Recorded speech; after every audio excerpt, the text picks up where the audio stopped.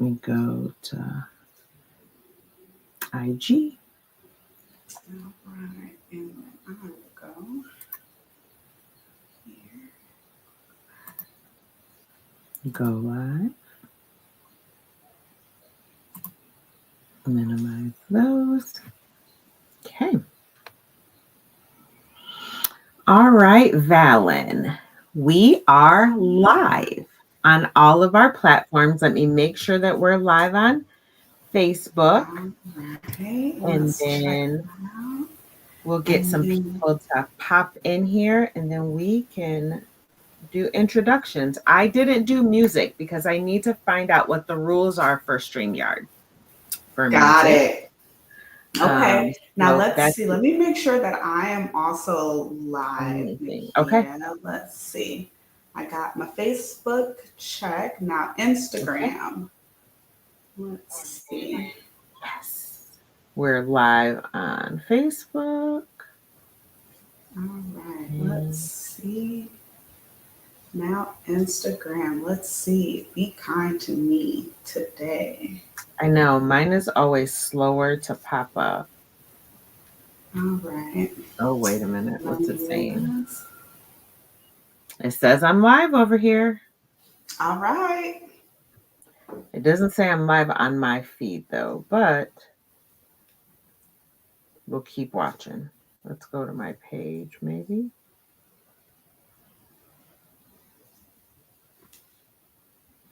All right. Are you live on both sides? I believe that I am. Instagram is giving me a little bit of trouble, but I'm just going to patiently wait for it. Might need some time. Facebook seems A-okay. Yes, Facebook does seem fine. And Instagram is giving me some trouble as well. So we will wait patiently. But first, I want to thank you so much for doing this with me. After seeing you do this at Tabsy, I was just like, we have to do this. I have to do this again.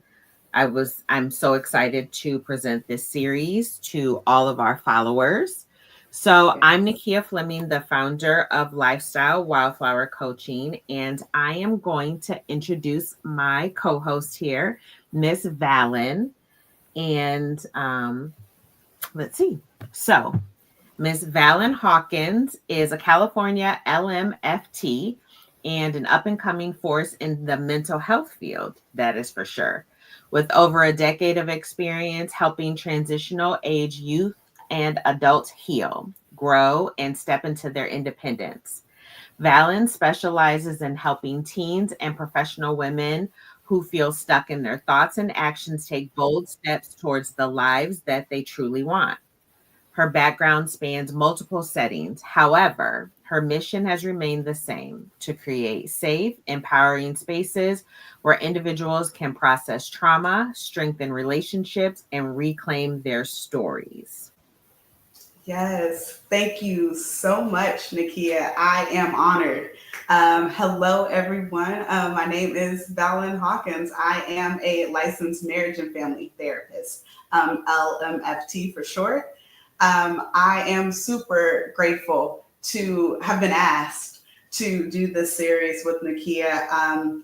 It has been a long time coming, I would say, for us to do something. And we are hoping that you guys enjoy the series just as much as we enjoy putting it together for you. Yes, this All has right, been so so fun. yeah, I'm going to go ahead and introduce Nakia as well, give her props. So, Nakia is a lifestyle and wellness coach, primarily empowered action. She wants to help women who are going through life transitions, whether it's becoming an empty nester, going through career change, a change in relationship status, or just a new journey of self discovery. Nikia has been a nurse by trade for the last 20 years and is extending her care beyond the bedside. Nikia wants to grow her community and empower women that will leave a legacy of generational health. Ooh, can I add on wealth too? I mean, it just Yes, seems like it just goes together. it Um, does. Nakia created wildflower, lifestyle coaching because she called it to. She is called to share this journey with other women. Yes. So now that we've introduced each other and my followers know who you are, and now your followers will know who I am, we're going to start right into the questions. I think, Valen, you had a disclaimer that you wanted to Yes, share with us. absolutely. So, just a quick thing before we get started, everybody. Everything we share here and during the series is meant to support, inspire, and not replace therapy or coaching. So, if you really need some personal or one on one support, we highly recommend you connecting with a local licensed mental health professional in your area because truly you deserve that kind of care. That is why you're here today to kind of carve out time to really just hang out with you and give yourself some love and attention that we all need as human beings. Yes. So as we go ahead and get started, we are going to transition into a some of these questions that we came up with, and we will kind of ask each other the same questions and get to know one another. All right. So the first question is, when did you know becoming a coach was meant to be a part of your give back, Nikki? So, about 8 years ago, I went through my own self discovery. I had a back injury that put me down for a while, and I had a lot of time to kind of do some self reflection. At that time, I had already been working to just kind of have some self discovery, get some clarity about some things. And I found myself trying to figure it out by myself. I did have Mm-hmm. a therapist, but there were so many things in the everyday that I needed help with. And so, in my reflection, it made me, and with therapy, it made me look back at my life previously. And I realized that there are so many unanswered questions in my 20s and 30s that it would have been great to have a support system. It would have been great to know where to get these answers. And a lot of times we do find things on our own. Like if you're looking for it, you're going to go find it. I just wanted to make it easier for other women to have some support. I was also trying to decide how I could help women away from the bedside. So I'm been primarily in labor and delivery, but I also wanted to help other women before they got sick, before we got to a space of your health is terrible. We went through the pandemic and time just seemed very valuable. And I really wanted people to spend their time wisely and give people the opportunity and the information to be able to do that, to have a joyful existence. We're not here just to work and pay bills and that's it, but that's part of the story, right? And so while we're in the trenches, whatever season you may be in, let's find the Mm-hmm. best in it. So I really wanted to just come, like it just was a natural progression into coaching. I thought about becoming a therapist. I don't have the personality for that. I'm too emotional. And I had no desire to go back to school. So then it was, I didn't want to go into another healthcare setting where they were already sick. So let's get them while they're out and whole. Even if you're just making a wellness change and you want some information about new diet and exercise. So that was my progression. Wow, what a beautiful story on how coaching has been truly a part of every job or career, the path that you have chosen. Yes. And what really stood out to me as you were talking is how you had to take a pause. Hmm. It was a pause that you didn't expect, but it created some space for you to look in the mirror, take some time out to really focus on what Nakia really wants and what Nakia really needs. So I think that that's something that I hope can resonate with some of our viewers and followers as we're going Yes. through the series. And it was a tough season, but it was so beneficial. I needed that. I needed to be able to put my life in perspective, really get down to what my values are, what was important to me, what wasn't, what am I Mhm. wasting time on? What did I want the end goal to look like? What do I want my family structure to look like? What do I want my friendships to look like? What do I want my career to look like? And be able to live whole in that, because there Mhm. are times where you're in a season where your career is more important and then your family's more important. And so how to make it kind of all swing a little more evenly, a little more harmonious. And then to, even if you're in a tough season, just how to get the best out of it, how to come out on the other side. So, Absolutely. Well, yeah, good stuff. Because you're also talking about, I mean, just highlighting the things that you're sharing is saying yes to you and being yeah. able to slow down and take an active role in saying, hold on, like I am the one that's in control over what my life looks like. So let me go ahead and take on this active role because Hmm. it kind of was possibly maybe given to something or someone else.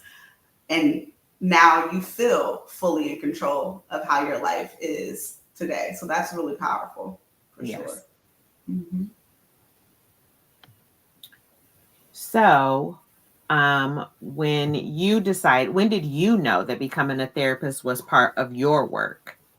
Ooh, there's a couple of different things that stand out to me when I talk about my journey into becoming a therapist. The first thing is being one of the oldest in a sibling in a household of seven. It was my job to always be on, always have the answers, always have the solutions, always be the all-knowing and Hmm. supportive person. That was more of an obligation, I would say, as an older sibling. But what really transitioned me into saying that psychology, therapy, and understanding why people do the things that they do, it really stood out when I got into college and I decided to actively choose to step into that role of Okay. becoming a peer mentor. And with me choosing to take on that role and what I thought was a role that was obligated to me in my upbringing, it let me know that this was a decision that I was making and not something that I was forced into or I felt like it was obligation to my family or to my siblings. So, college, being a peer mentor is really the first moment that I decided, oh, this is fun. I really like it. And I think I have something to share. The Okay. second part was truly when I got out of undergrad and you have this moment when you're trying to figure out, okay, what do you do with a psychology degree? There's a huge um world out there that you can apply your psychology degree in, but you have to figure out what's going to work best for you. With a whole bunch of decisions, it's sometimes become overwhelming to decide on what path you want to take. So I took Yeah. a little bit of time and gave myself in that moment permission to really do my research and take, kind of like you said, Nikki, an active role in figuring out, okay, what resonates with me, because psychology is huge, but what little piece of psychology do I really want to focus on. And that is how I became a licensed marriage and family therapist. I really liked seeing the different pieces of a family puzzle kind of come together Yeah. and kind of connect with one another, but also play off of one another in a family system and in a family household.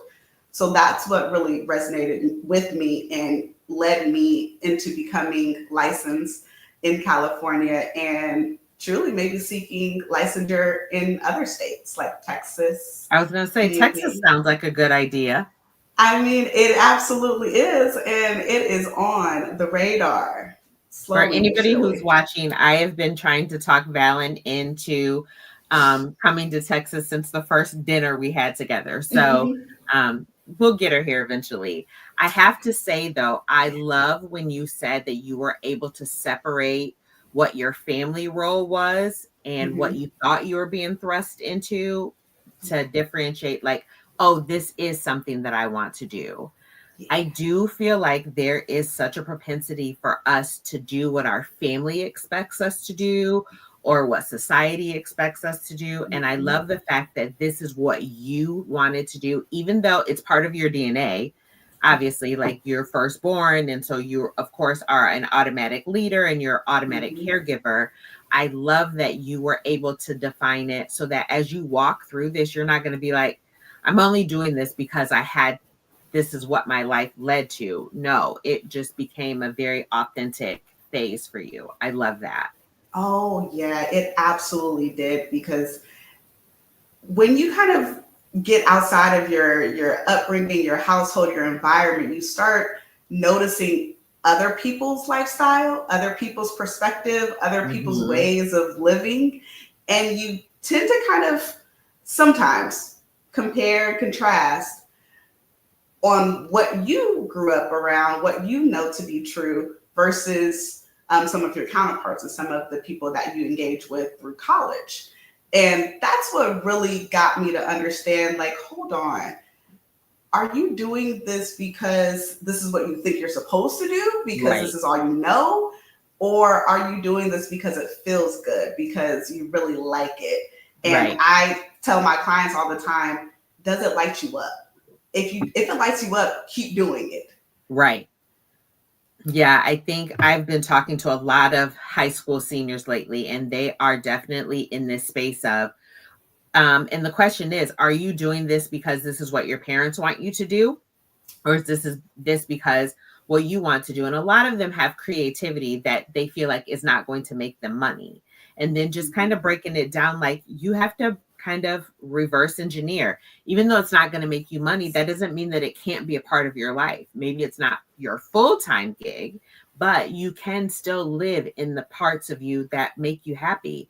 Why would you spend 30 years going into a job that you don't like because you want to live in a certain type of house? That do you really want to live in that house? Do you need to make this Right. amount of money? Is that your desire? Is your desire to live in a studio apartment and create art for people and help impoverished communities? Then live like Mhm. that. That's your authenticity. That's what's important to you. Your life doesn't have to look like everybody else's. You're the only one who has to stay in that space. So Yes, absolutely. Kind of getting out of the vagueness and getting more specific yes, in what do I truly want, not what I think or what other people think they yes. want for me. I love that. I think that that is powerful. And as we go into the second question is really talking about our self care, our personal self care tips. So, Nakia, what's one personal self care or personal development action that you do to kind of fill your cup or give you joy? I have lots. Um, I have learned that taking care of myself is the most important. And I learned Mhm. that just by watching people ahead of me not take care of themselves and their health decline and their life span is long, but it's not comfortable. So I think probably my first and foremost, and I can't even put them in order of importance, but I do think my spiritual relationship is a self care practice that I follow. I practice gratitude consistently. I do pray and every morning start with gratitude. I do movement for my health. I want to make sure that if I'm going to be in this body until I'm 85, that I can still get myself up and down to go to the bathroom. I regularly participate in therapy. It depends on the season. Sometimes I see my therapist once a week, and sometimes we're kosher for once a month. It just depends on what is happening. I journal consistently, and sometimes it is event list, and sometimes it's goal oriented, Mhm. and sometimes it's just a prayer journal. So I write things down. I love to be able to go back and see kind of how I walked through the season, how I managed it, what I was feeling. I do a lot of reflection. It really helps to Mhm. propel me forward, and not reflection of like looking back to just kind of see if there's any growth, see if there was any movement, to see if there's anything that kind of changed. I can get very complacent. I can get bored and sometimes discontent. And I feel like, do I need to be doing something else? Am I still doing what I'm supposed to be doing that is aligning with the goals that I have set for myself? I very much live by a goals calendar, and that helps me to keep my life in harmony. I have 6 pillars that I follow through, and I put 3 goals in each of those pillars every month, and I try to spread them out in my calendar to what makes me feel whole. So my spirituality, my family, my health, my finances, my business, and my friendships. And those are the 6 spaces that I try to add a goal to. And it makes me feel whole. It makes me feel like, because there's always going to be a shift where something gets more of my attention than others. And so to try to make sure that I'm equally spreading myself. So those are my self-care things. I need to do better about eating cleaner and drinking more water, but it's a growth process. It is probably in one of those pillars that you were talking about that It you is. give yourself permission to edit from I time to keep time. rewriting it every month. Yes. Now, I too do the exact same self care action items. Okay. Gratitude is one of the biggest things that I do, and I like to call them wins.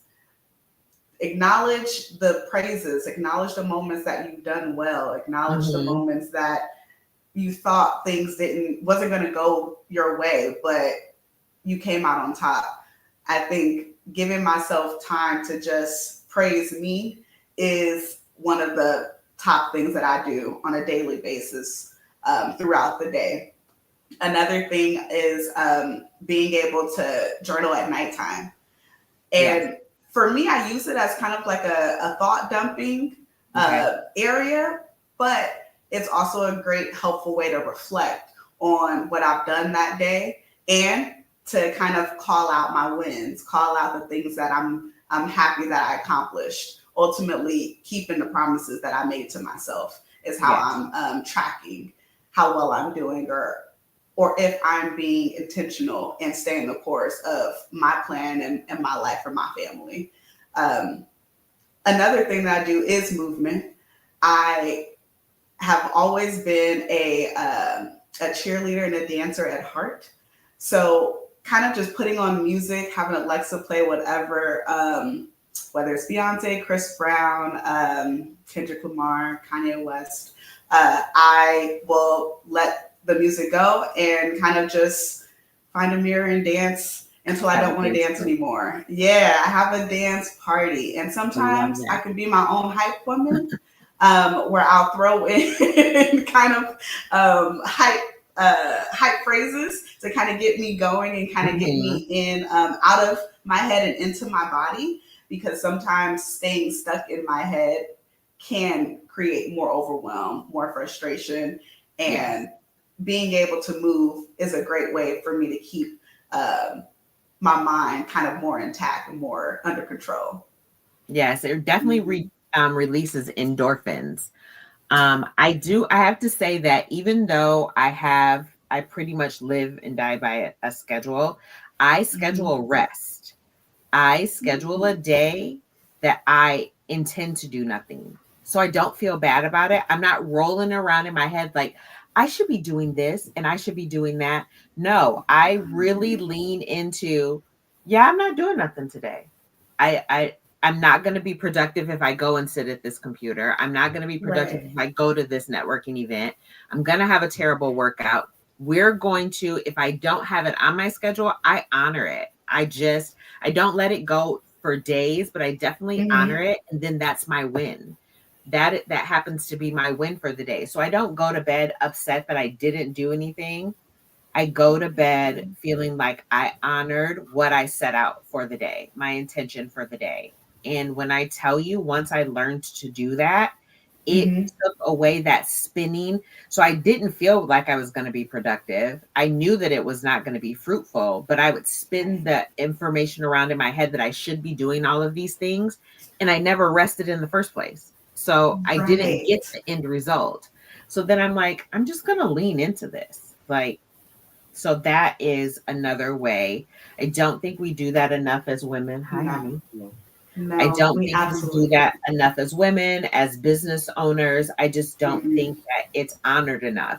You feel like you're being lazy, you feel like you're being Yes. unproductive when actually it's required.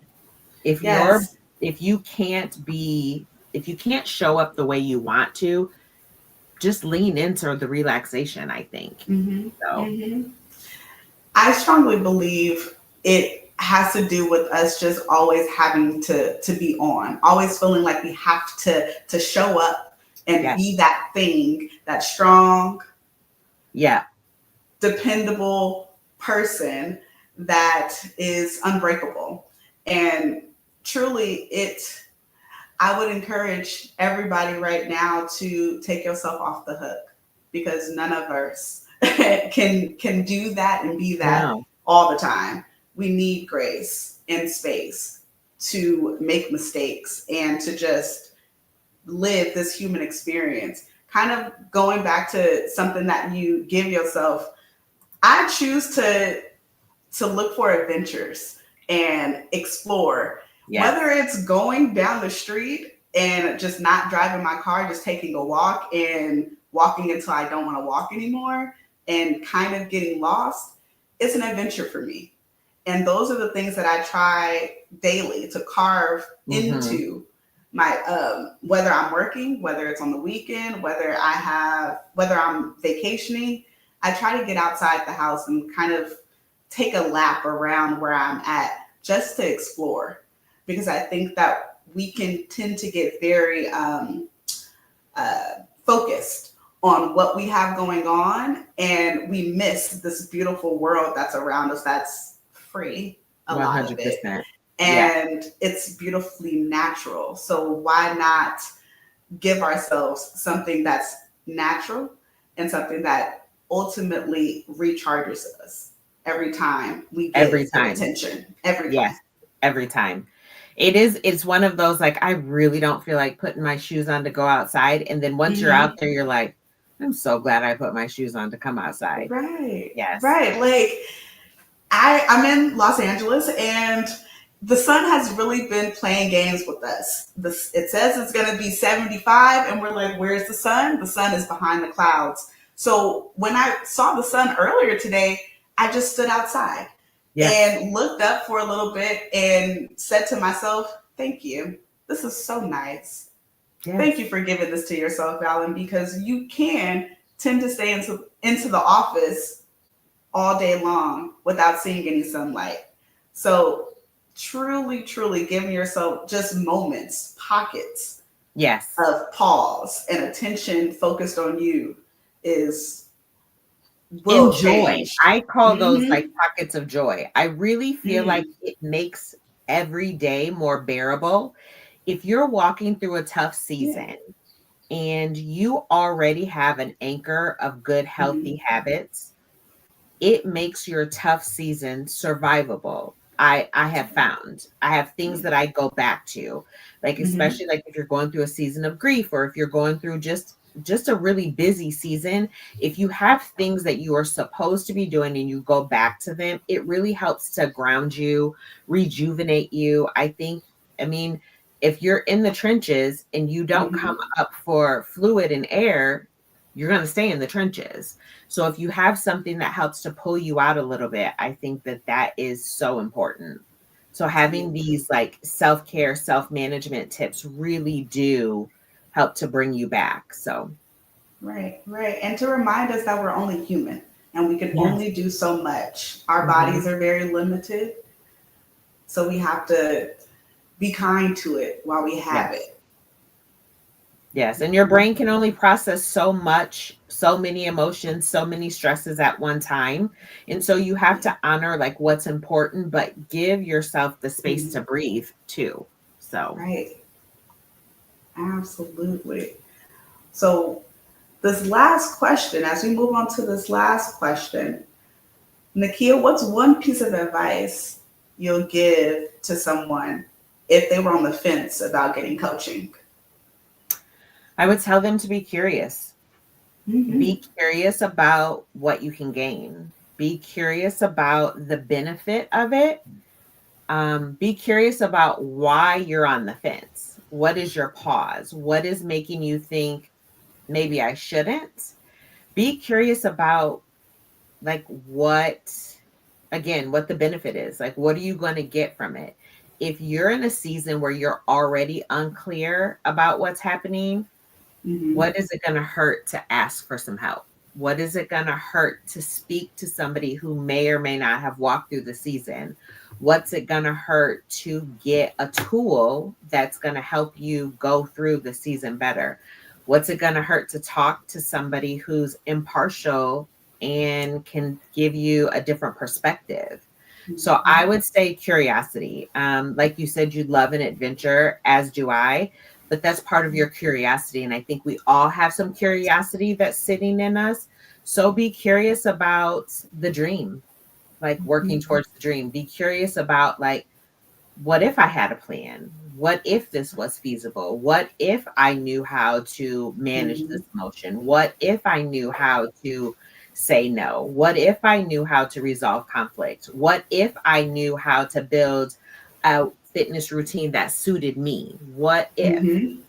And go and seek that information. Be curious about people who are doing the things that you want to do and get some information about it. Oh, I love that. Being curious is sometimes not used enough. I So, think we use more assuming mhm. than curiosity, and when we assume, we truly rob the person of them being able to tell us or to show us who they really Yes. are. Like, what's it Absolutely. like in that space where I have Yeah. carved out 15 minutes for myself? What will my day look like if I actually wrote this down? What would my body feel like if I spent 15 minutes stretching? What would my emotions feel like if I paused for 2 minutes and took deep breaths? How would I manage this situation if I had some tools to help me? It's the curiosity of it. Like, you want that, so if you see something that you want and you want to Mhm. be on that side of it, let's be curious about how to get there. So, Right. Right. what would you tell someone if they were on, or what advice would you give someone if they were on the fence about therapy or coaching? Ooh, I would. If they were on the fence, I would tell them to just do it. Kind of like Nike, Mhm. because you won't know what therapy is about until you really get into it, Right. and you have a consultation or you have a conversation with the therapist, because it really is a relationship building. And being able to have a connection with the therapist, being able to communicate freely and feel safe, non-judge, no judgment, protected, and kind of like you have someone who can help you kind of go through muddy waters. That is something you won't understand or you won't really get a full breath of until you say yes, until you just do it, till you kind of get your feet wet to Yeah. see what type of therapist or what type of therapy is truly aligned with me. How is it going to support me and help me and get me to the next level? Right. The other thing that I'm also thinking about, another piece of advice that I would give is therapy can really be gentle reminders of you keeping the promises to yourself. So, say if you have been seeing something in your life that you really don't like, and let's just say that it's water intake. You notice that you want to kind of like cut out sodas or cut out juice, and heck, just put in one extra glass of water. You can totally do that, but it's something that's going on in your current life where your mind and your body are not in alignment. Right. Your body is going to go ahead and get that soda or go ahead and get in that juice, where your mind is ultimately telling you don't do it, but your body is not listening.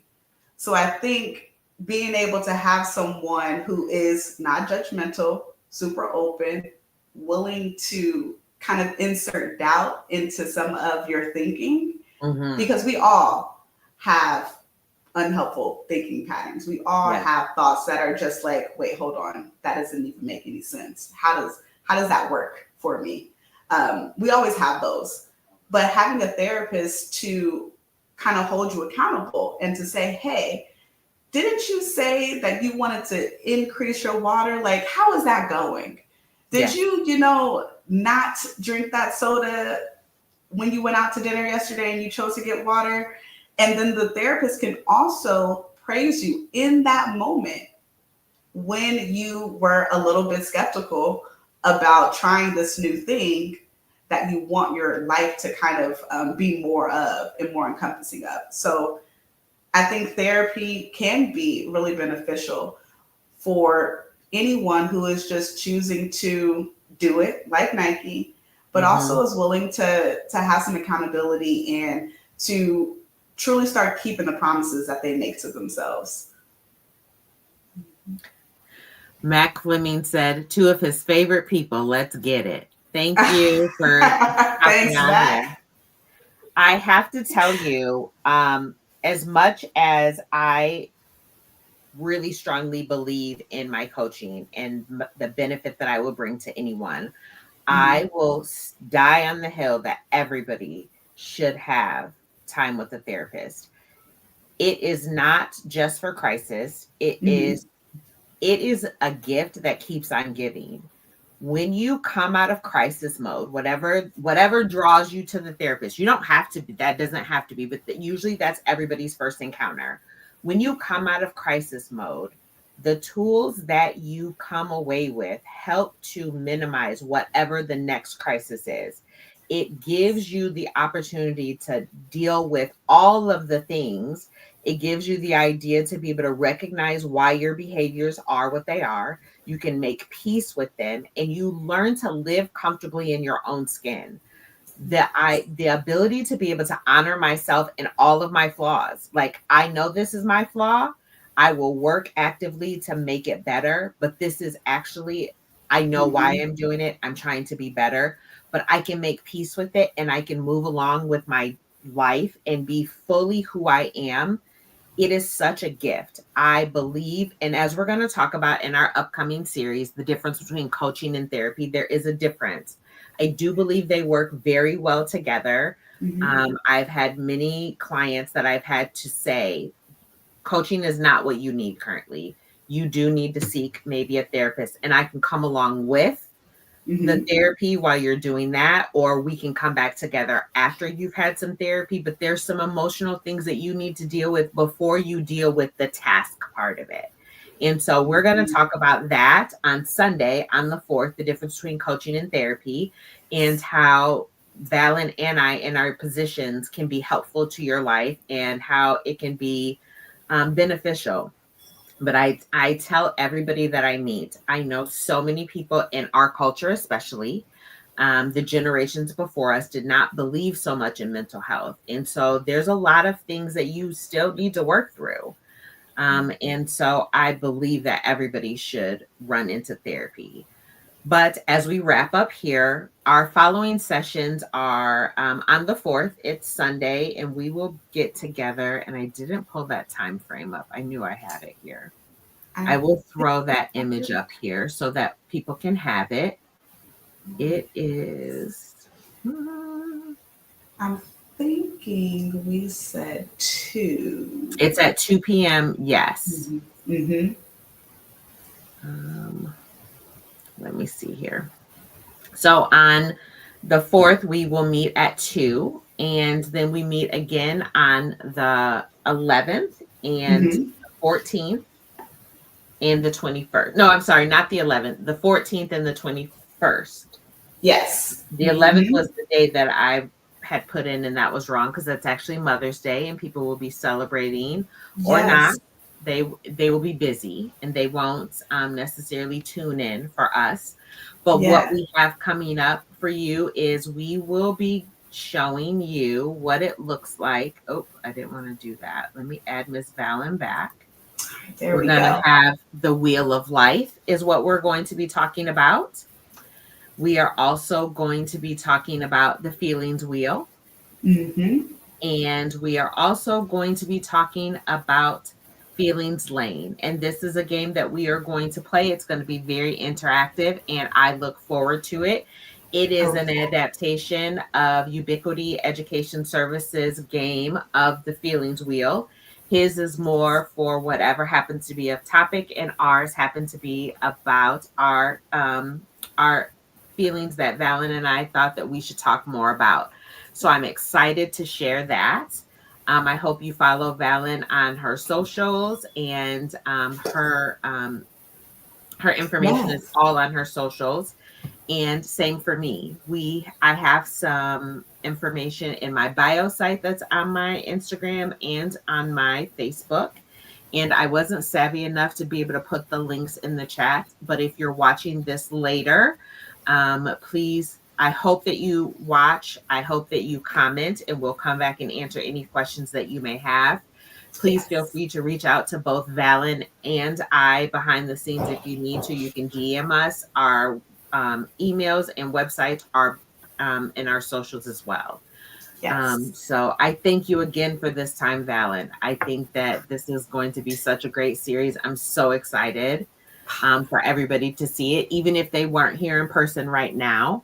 And Yes. I look forward to us turning this into a different series where we can have more of a Zoom type and have more interaction with people who register to come. So, Oh, all of that sounds very good. I am on board and ready to just do it. Like Nike, definitely. yeah, So I thank you, Nakia, for putting this together and welcoming me on, and excited to see what we do next and give you guys this first series that Nakia and I have come up with. And we really hope that you're able to take something away and really just, if it's honoring your time and your space a little bit more, or giving yourself a little bit more grace and patience to then deal with this crazy world that we live in, there will be something for everyone to take away. So we yes, hope that we see you in the next 3 times that we're here on this live. And just like Nakia said, you can find me definitely on my socials, Instagram and Facebook, Valen Hawkins or Valen A. Kendrick. And I don't think I said this at the very beginning. I am the owner of Valink Therapy and Leadership Development. So I wanted to point that out as well for my website, and anyone wanting to follow or wanting to get more resources about finding maybe a local licensed provider. So go ahead and check us out. We really, really hope that you guys stay tuned for what's to come. yes. Hi, Deb. Thanks for hopping on. So yes, I definitely am looking forward to that. And I'm gonna try and figure out how to get our links in so that they show up in there. They probably show up on the Facebook, like when you register for the event. Mm, So okay, we'll figure so that all out right. somehow. Well, you have a great night, Valen, and I'm sure I'll talk Thank to you you. this weekend. And we'll be back here on Sunday at 4 p.m. Central, 2 p.m. Pacific to Yes. yes. Yes, to helping us find a local provider. Girl, we need it. Yes, ma'am. Yes. Yes. Got you. Totally got you. Have a great night, guys. Bye, All right. Nakia. Bye bye.